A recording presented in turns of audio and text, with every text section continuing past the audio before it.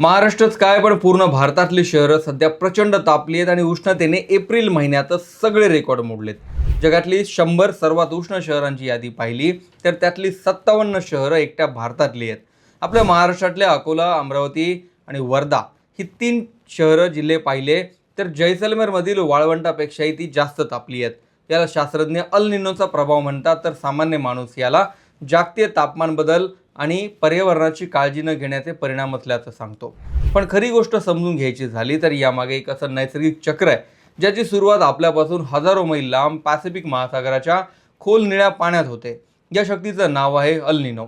याची तुलना थेट 1877च्या त्या वर्षाशी केली जाते जेव्हा भारताने अशाच चटक्यांचा सामना केला. त्याकाळी भारतात लाखो लोकांनी आपला जीव गमावला होता.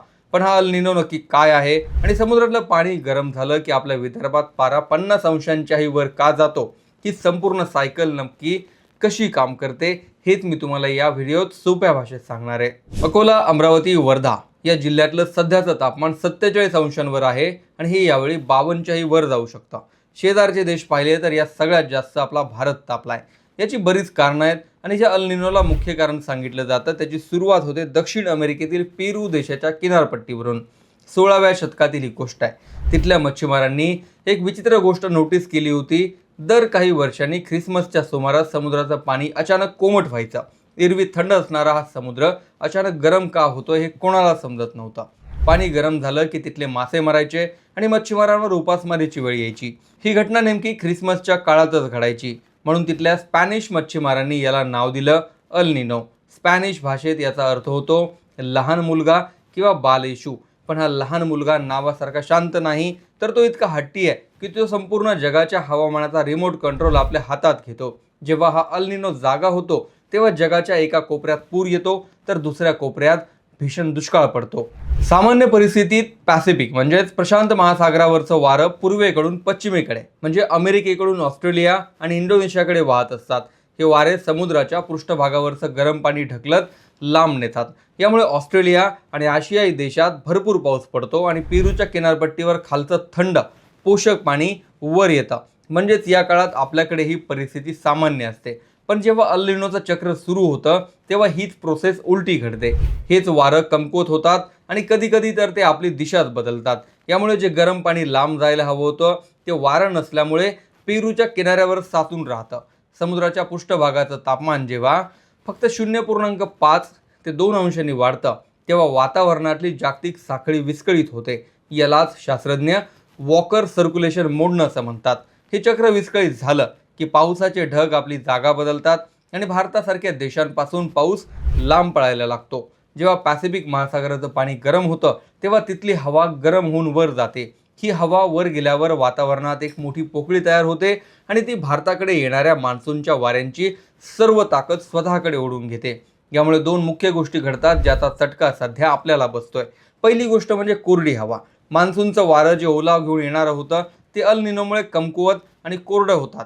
हवेतली आर्द्रता पूर्णपणे संपून जाते. जेव्हा हवेत ओलावा नसतो तेव्हा उन्हाचा तडाखा अधिक जाणवतो.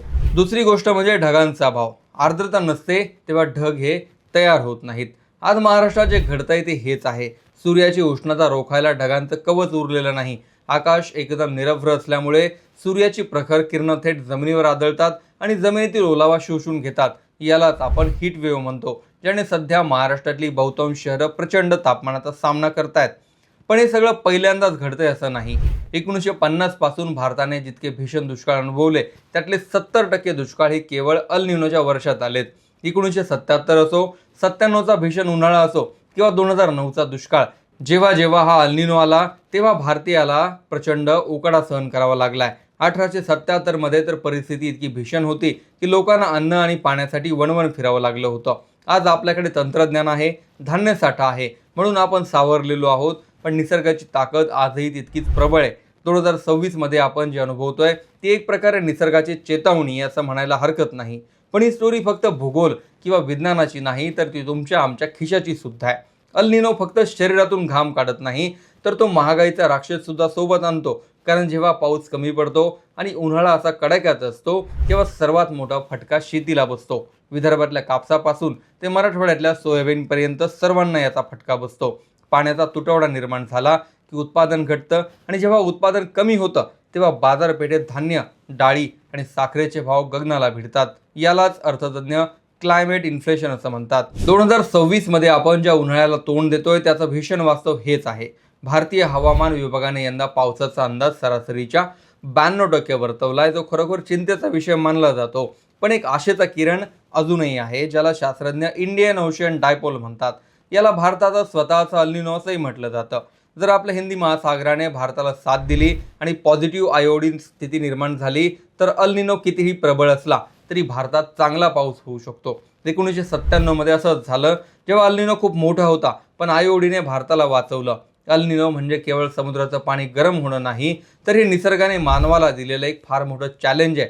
जगातल्या सर्वात उष्ण शहरांच्या यादीत निम्म्यापेक्षा जास्त शहरं आपली असण्याचं अजून एक कारण आहे, ते म्हणजे वृक्षतोड आणि विकासासाठी पर्यावरणाचं केलेलं नुकसान.